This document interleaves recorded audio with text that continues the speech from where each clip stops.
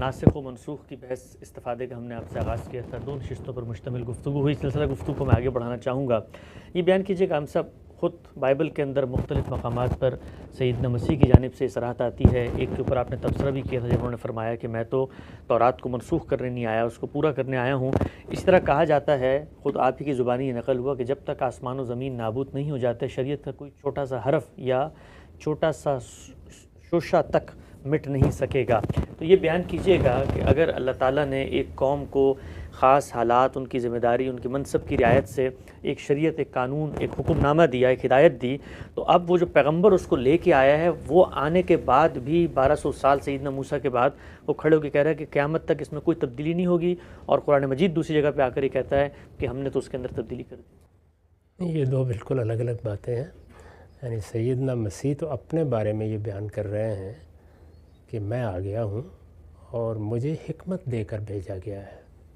یہ قرآن مجید نے بتایا ہے کہ انجیل سراسر حکمت تھی۔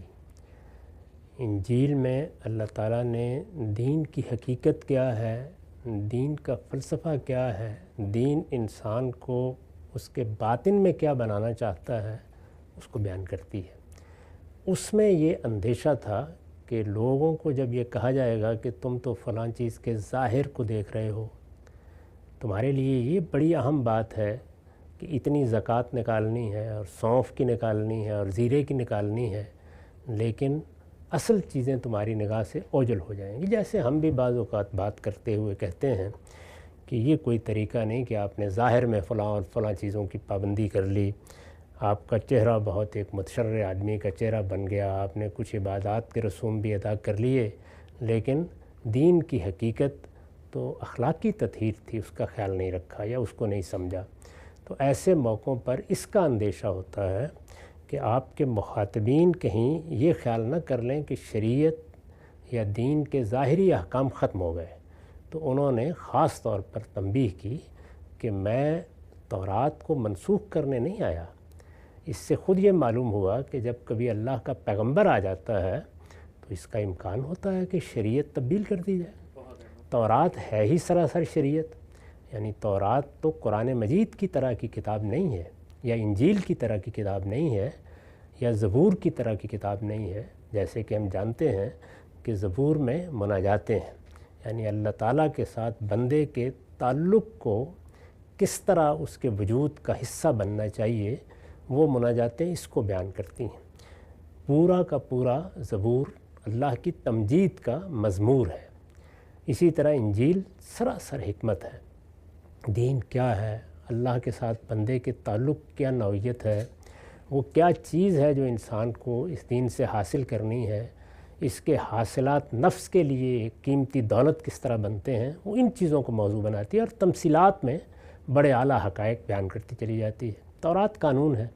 تو اس اندیشے کو سامنے رکھ کر کہ میں پیغمبر ہوں، میں جب یہ باتیں بیان کروں گا تو لوگ کہیں یہ خیال نہ کر لیں کہ میں ان کو یہ بتانے کے لیے آیا ہوں کہ قانون کوئی چیز نہیں، شریعت کوئی چیز نہیں۔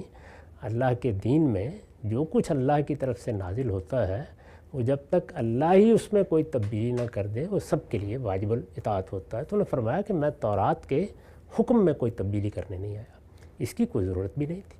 اس کی وجہ یہ ہے کہ بنی اسرائیل وہی تھے، ابھی ان کو اس منصب سے معزول نہیں کیا گیا تھا، وہ سیدنا مسیح کے بعد اس منصب سے معزول کیے گئے، اور پھر اس معزولی کا باقاعدہ اعلان اس وقت ہوا جب رسول اللہ صلی اللہ علیہ وسلم کی بعثت ہوئی۔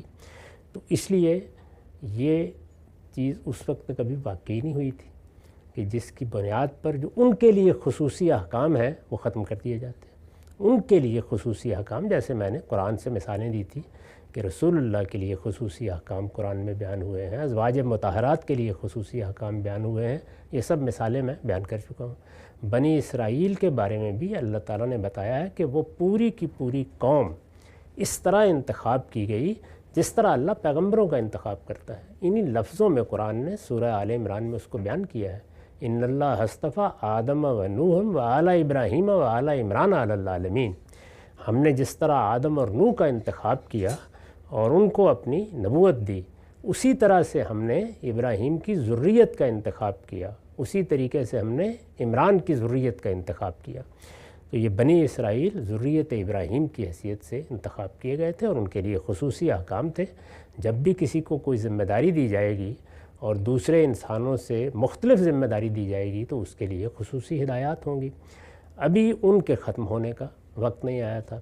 تمدنی تغیرات بھی جس درجے میں رسول اللہ صلی اللہ علیہ وسلم کے بعد ہونا شروع ہوئے ہیں، اور پھر وہ بہت زیادہ وقت نہیں گزرا کہ اس جگہ پہنچ گئے جہاں ہم اب ان کے آثار دیکھ رہے ہیں یا ان کے نتائج دیکھ رہے ہیں، تو اس لیے اس معاملے میں بھی کوئی خاص ہدایت دینے کی یا اس میں تبدیلی کرنے کی ضرورت نہیں تھی، تو انہوں نے اس کو بیان کیا اور اس کے ساتھ یہ بتایا کہ تورات اللہ کی کتاب کی حیثیت سے، اللہ کی شریعت کی حیثیت سے، اللہ کے عہد نامے کی حیثیت سے قیامت تک رہے گی۔ اس کا ایک حرف بھی ٹلنے کا نہیں ہے، وہ آج بھی اسی طرح موجود ہے۔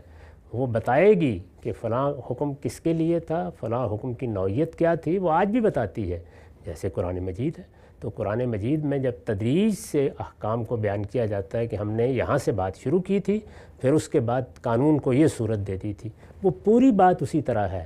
تو ایسے ہی تورات کو بھی بغیر ایک حرف کے ٹلنے کے قیامت تک رہنا ہے، وہ موجود ہے، وہ اصل میں اس دین اور شریعت کی پوری تاریخ کو محفوظ کیے ہوئے ہے۔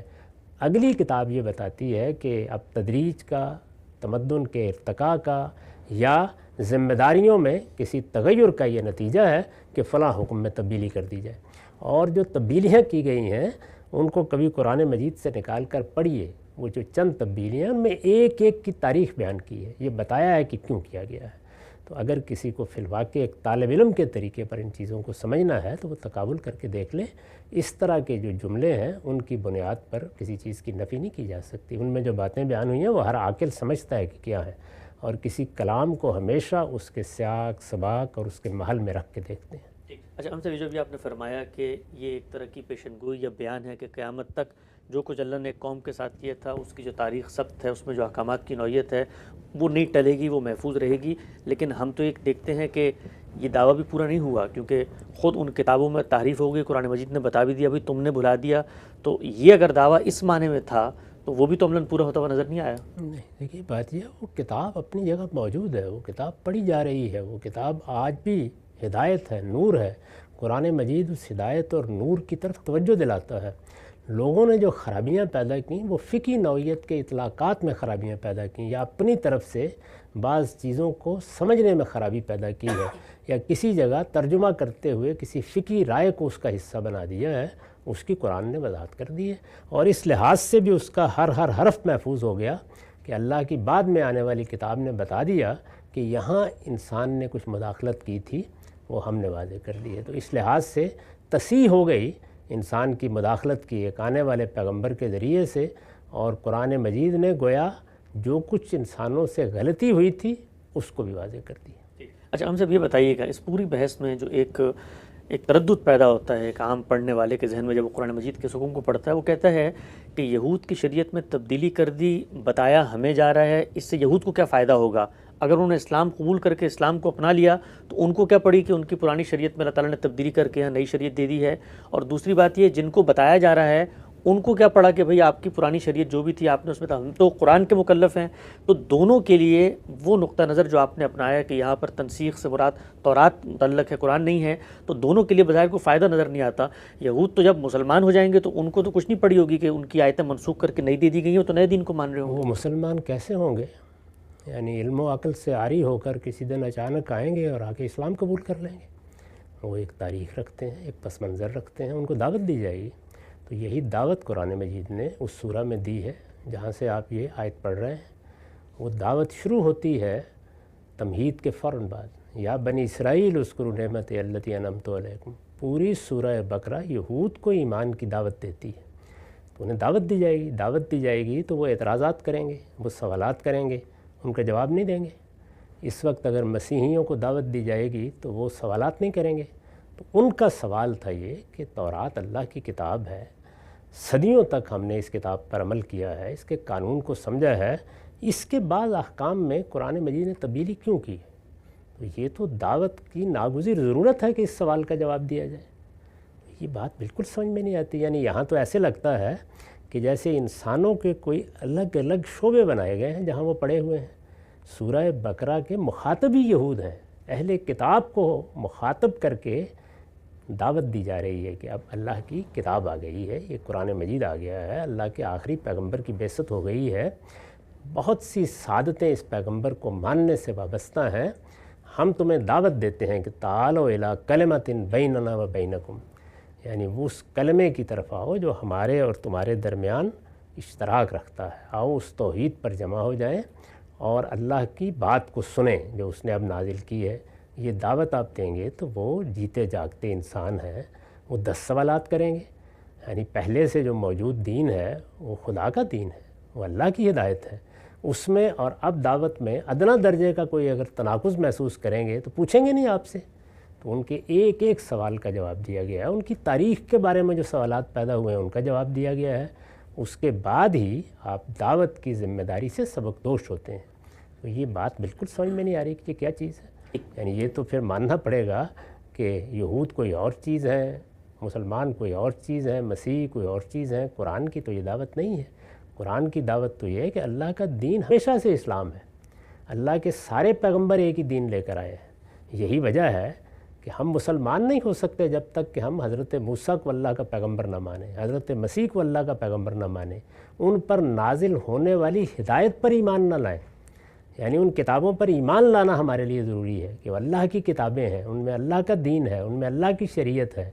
تو جب یہ مانتے ہیں ہم اور ان سے بھی یہی منوانا چاہتے ہیں کہ اب اللہ کی ایک اور کتاب آ گئی ہے، وہ قرآن مجید ہے، تم بھی اسی طرح اس کو مانو جس طرح ہم مان رہے ہیں کہ تورات اللہ کی کتاب ہے، تو اس میں جہاں کہیں سوالات پیدا ہوں گے ان کا جواب دیا جائے گا، تو وہ جواب دیا ہے قرآن۔ کو واضح ہو گیا، نقطہ نظر واضح ہو گیا ہم سب۔ اچھا، اس میں جو یہ خلط مبحث پیدا ہو رہا ہے اس کی وجہ یہ ہے کہ جیسے یہ مان لیا گیا ہے کہ کوئی انڈیپینڈنٹ ادیان کے ماننے والے سوسائٹی میں موجود ہیں، آپ جب قرآن مجید ان کی کسی چیز کو ریفر کر کے بیان کرے گا تو ان کے لیے وہ ارریلیونٹ ہوگی، جبکہ قرآن مجید تو خود جو دین پیش کر رہا ہے وہ اپنی عملی روایت میں جو سنت کے ذریعے جاری ہے وہ تو اسی طرح پیچھے سے ان کے بھی جاری ہے جو ہمارے یہاں جاری کی گئی ہے۔ اس سے آگے وہ مطالبہ کر رہا ہے کہ ان سب پیغمبروں پر ایمان لاؤ، مطالبہ کر رہا ہے کہ ان سب کتابوں پر ایمان لاؤ، تورات کو اللہ کی کتاب مانو، اور کہتا ہے فی ہدم و نور، اس میں تمہارے لیے ہدایت ہے، اس میں روشنی ہے تمہارے لیے۔ اسی طرح انجیل، جگہ جگہ وہ ان کتابوں کا حوالہ دے کر استدلال کرتا ہے، بعض جگہوں پر پوری آیتیں نقل کر کے بتاتا ہے کہ ہم نے تو تورات میں یہ لکھا ہے، ہم نے تو انجیل میں یہ بات کہی تھی، ہم نے تو زبور میں یہ بتایا تھا۔ تو اس لیے قرآن مجید کا موقف کیا ہے اس کو متعین کر کے اس پر تنقید کرنی چاہیے۔ تنقید کا حق ہر شخص کو حاصل ہے، لیکن علمی تنقید اپنے مسلمات پر نہیں ہوتی، پہلے یہ جاننا ضروری ہے کہ جس پر آپ تنقید کر رہے ہیں وہ معاملات کو کہاں سے دیکھ رہا ہے۔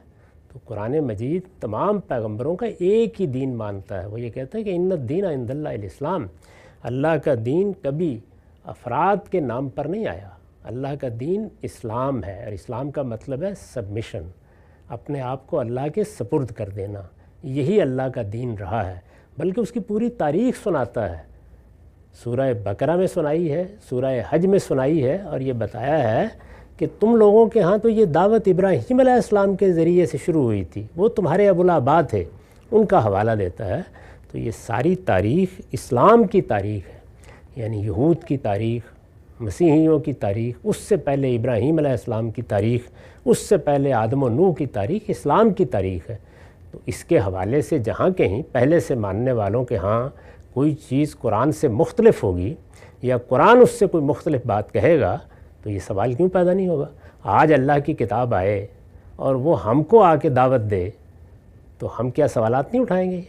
اچھا، قرآن میں تو یہ بات اس طرح تھی، پیغمبر نے تو اس طریقے سے بتایا تھا، تو پھر مطمئن کیا جائے گا کہ کیوں تبدیلی کی جا رہی ہے۔ تو یہ جواب دیا ہے اس آیت میں کہ ہم نے انسا کو سامنے رکھ کر یہ ضروری سمجھا ہے کہ اسی طرح کا ایک حکم دیا جائے، کیونکہ وہ فراموش ہو گیا اور وہ ضرورت تھی اسی لیے دیا گیا تھا۔ اور جہاں کہیں کوئی حکم بنی اسرائیل کے ساتھ خاص تھا یا پہلے پیغمبروں کے ساتھ خاص تھا، یہ ضروری تھا کہ اس میں تبدیلی کر دی جائے۔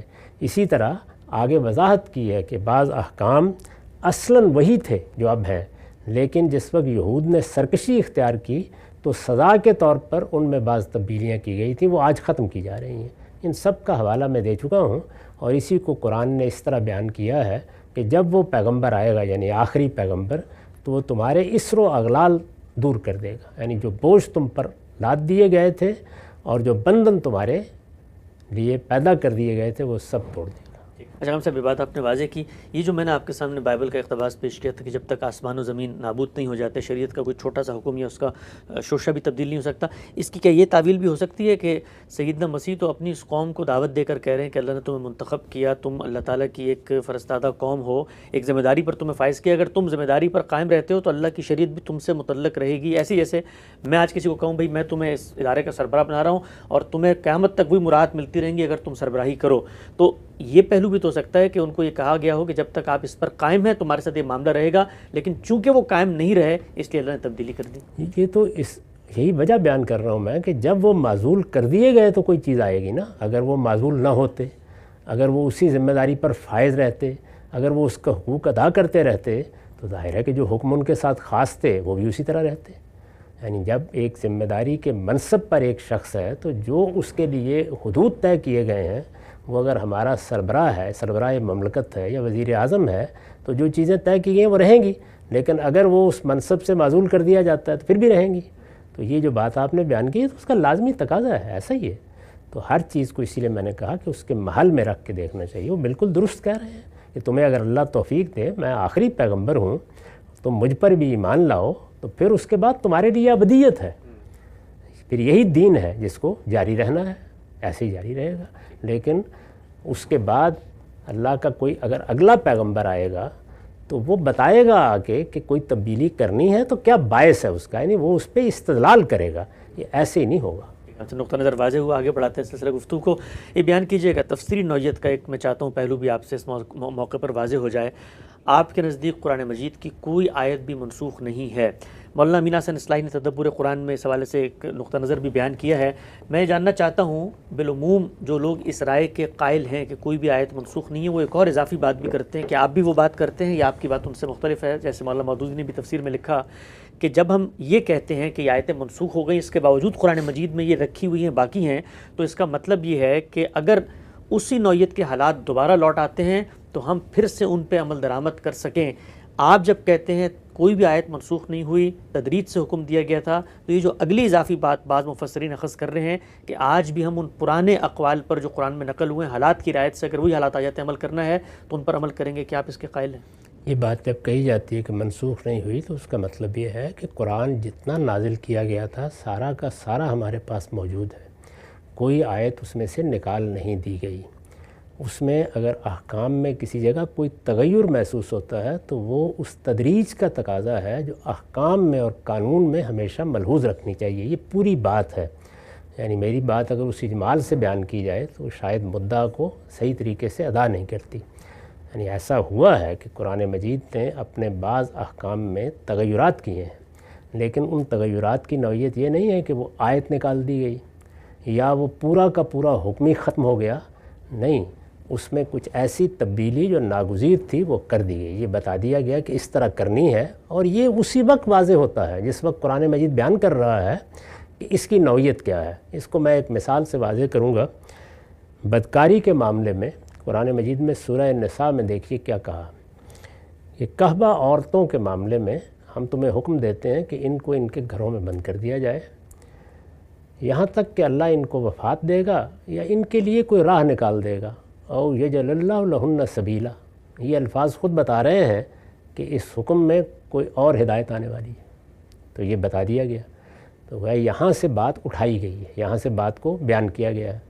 یا کیا ہوگا، یا یہ ہوگا کہ ایک بات اجمال سے کہی جائے گی، وہ اپنے سوالات اپنے ساتھ لائے گی جو اس کی پیدائش کے ساتھ ہی پیدا ہو جاتے ہیں۔ اگلی آیت کو دیکھیے کہ جو کہبہ عورتیں نہیں ہیں لیکن ایک مرد و عورت کے مابین یہ تعلق پیدا ہو جاتا ہے، ان کو ایذا دو۔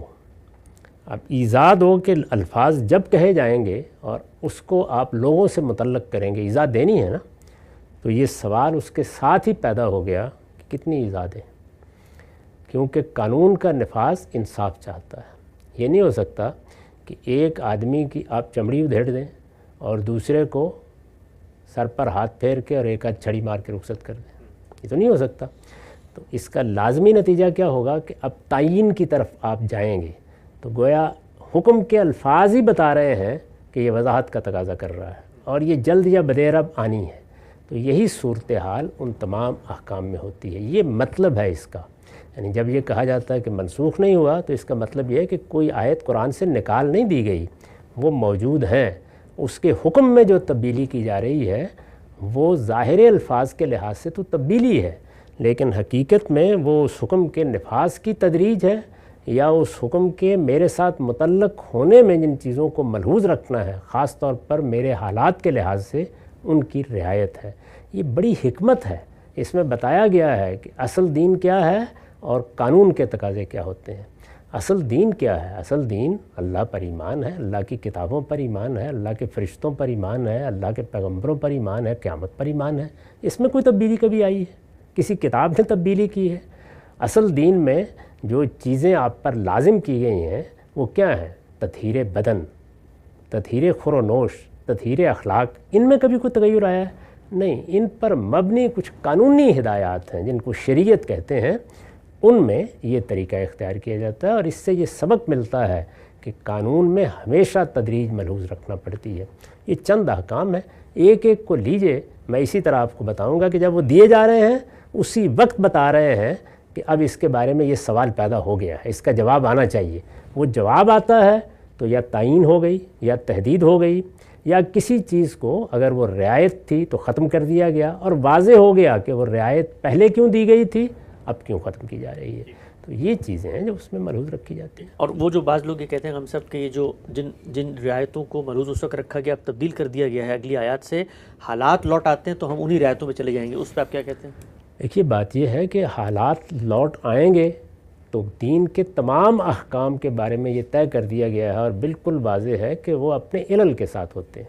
ہمارے ہاں ہمارا مسلمانوں کا علم اس کو اس طرح بیان کرتا ہے کہ الاحکام بالعلل، یعنی دین کے تمام احکام اپنی حقیقت اور اپنے معنی کے ساتھ ہیں، اور یہی ہونا بھی چاہیے.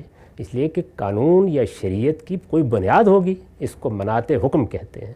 تو وہ علت، وہ معنی، وہ حقیقت ہے، وہ اگر کسی جگہ تبدیل ہو گئی ہے حکم میں بھی تبدیلی آ جائے گی. یہ تو خود قرآن نے اس کی مثالیں دے کے واضح کیا ہے. اس میں عدت کے احکام کو دیکھ لیجیے. یہ بتا دیا گیا کہ عدت کیا ہے، عدت کی حقیقت کیا ہے. کیا اللہ تعالیٰ کی طرف سے بغیر کسی سبب کے یہ پابندی لگا دی گئی ہے کہ 3 مہینے یا 4 مہینے 10 دن یہ عورت کو گزارنے ہیں؟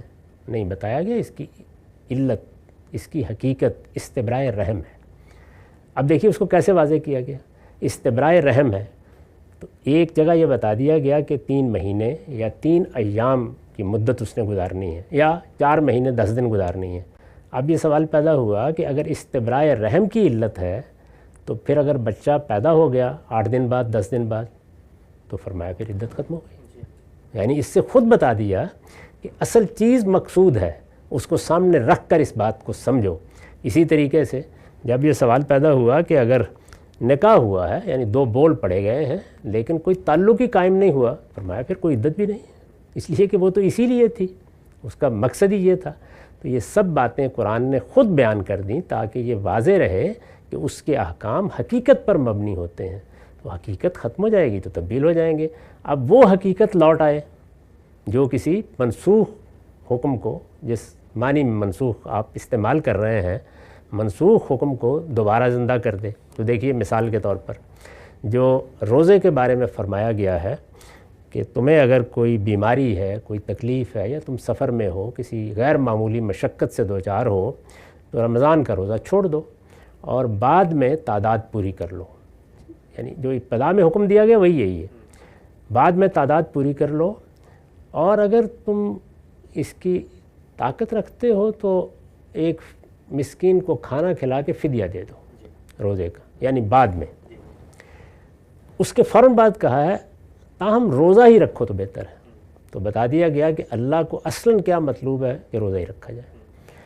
پھر جب لوگ عادی ہو گئے، اس لیے کہ رمضان کے بعد روزہ رکھنا آسان نہیں ہوتا، تحمل کرنے کے قابل ہو گئے، اس کا اندیشہ نہیں رہا کہ لوگ روزہ چھوڑیں گے کسی ضرورت کے تحت اور پھر رکھنا ہی مشکل ہو جائے گا، تو اب اللہ تعالیٰ نے یہ فرمایا کہ بہتر یہی ہے کہ تعداد پوری کرو، یعنی تکمل العدہ.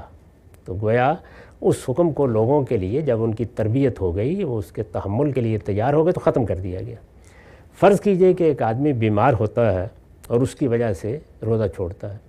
بیماری یہ صورت اختیار کر لیتی ہے کہ وہ تندرستی نہیں ہوتا، اسی حال میں 10 سال 15 سال گزر گئے تو پھر کیا ہوگا؟ اسے فدیہ نہیں دینا چاہیے، دے گا۔ تو اس لیے احکام اپنی حقیقت کے ساتھ ہوتے ہیں، وہ حقیقت آئے گی تو حکم پر عمل بھی ہو جائے گا، اور وہ احکام اگر حکم پر عمل کی نوبت کبھی نہ آئے تب بھی ہمیں بتاتے ہیں کہ شریعت اور قانون میں کیا تدریج ملحوظ رکھنی چاہیے۔ پیغمبروں کا طریقہ یہ ہوتا ہے کہ وہ اس طرح کے مسائل پر لیکچر نہیں دیتے بلکہ اطلاقی طریقے سے اپنی بات سمجھا دیتے ہیں، اور یہی تمام مذہبی کتابوں کا طریقہ ہے، ان کے اس اسلوب کو سمجھنا چاہیے۔ آخری نقطہ غم صاحب، یہ جو ابھی آپ نے آخر میں بات کرائی اس کا اگر خلاصہ کر لیا جائے، آپ کے نزدیک اگر کسی شریعت کے حکم پر آج عمل درآمد میں کوئی مسئلہ ہے تو خود حکم دیتے وقت اللہ تعالیٰ نے شریعت میں استرار کا اصول رکھ دیا ہے، عبادات کے معاملے میں تیسیر کا اصول رکھ دیا ہے، وہ رخصت مل جائے گی وہاں پر، جیسے ہی ریزن علت جو سبب ہے وہ مختوش ہو گیا تو حکم پر عمل درآمد بھی نہیں ہوگا۔ لیکن جو احکام آپ کے نزدیک تدریج سے قرآن میں دیے گئے اور آگے ایک حتمی حکم دے دیا گیا ہے، اگر صورتحال پرانی والی لوٹ آتی ہے تو پھر کیا اس پرانے والے حکم پر عمل درآمد ہوگا؟ اس کا جواب ہاں یا نام ہے غم صاحب؟ جی وہی میں نے عرض کیا نا کہ وہ تو حقیقت کے لحاظ سے ہے، یعنی حکم پر عمل کرنے میں رہنمائی مل رہی ہے، لیکن عین ممکن ہے کہ حقیقت کے معاملے میں ہمیں کوئی اور رائے قائم کرنی پڑے، جیسے کہ بہت سے معاملات میں ہم کر رہے ہیں۔ بہت سی چیزیں ہیں جن کے بارے میں جب واضح ہو جاتا ہے کہ ان میں اب لوگوں کے سامنے حکم کی تشریح کر دی گئی ہے، بتا دیا گیا ہے۔ اب مثلا کووڈ آ گیا، اس میں نماز پڑھنے کے مسائل پیدا ہو گئے، تو اس میں ہم سب نے آراء دیں کہ اب نماز کیسے پڑھی جائے گی، بیت اللہ کا طواف کیسے کیا جائے گا، اس کے لیے خصوصی طریقے اختیار کیے گئے۔ یہ طریقے تو قرآن مجید نے بیان نہیں کیے تھے، یہ انہی حقائق کو سامنے رکھ کر اختیار کیے جاتے ہیں۔ اس کا جو مطلب آپ جو بات کہنا چاہتے ہیں وہ یہ ہے کہ اگر ہمیں پھر سے کسی آدمی کو دعوت دینی ہے تو وہاں سے شروع کریں گے؟ نہیں، اب دین ہو گیا، اب بیان ہو گیا، اب حقیقت واضح ہو گئی، اب اس کی ضرورت نہیں ہے۔ تاہم ہر حکم حقیقت کے ساتھ متعلق ہے، اور حقیقت موجود ہوگی حکم کا اطلاق ہوگا، حقیقت موجود نہیں ہوگی حکم میں تبدیلی بھی ہوگی، تغیر بھی ہوگا، رخصت بھی دی جائے گی۔ یہ سب کام خود قرآن نے بتائے ہیں، یہ میرا یا آپ کا کام نہیں ہے، اس کے اصول واضح کر دیے گئے ہیں، انہی کی پیروی کی جاتی ہے۔ بات واضح ہو گئی ہم سب۔ قرآن مجید کے وہ کون سے مقامات ہیں کہ جن کے بارے میں علماء کی یہ رائے ہے کہ وہ منسوخ کر دیے گئے ہیں؟ شاہ ولی اللہ محدث دہلوی نے اپنی کتاب فوز الکبیر میں تفصیل سے ان 21 مقامات پر گفتگو کی اور اپنی ترجیح کے لحاظ سے 5 مقامات کی تعین کی ہے۔ وہ 5 مقامات کون سے ہیں؟ گرچہ اس میں بھی اختلاف ہے، لیکن غامدی صاحب کے سامنے وہ 5 کے 5 مقامات اگلی نشست میں رکھیں گے اور یہ جاننے کی کوشش کریں گے اگر قرآن کے حکم میں تغیر تبدیلی ہوئی ہے تو کیوں ہوئی ہے۔ وقت یہاں پہ ختم ہوتا ہے، دوبارہ حاضر خدمت ہوں گے، اب تک آپ کا بہت شکریہ۔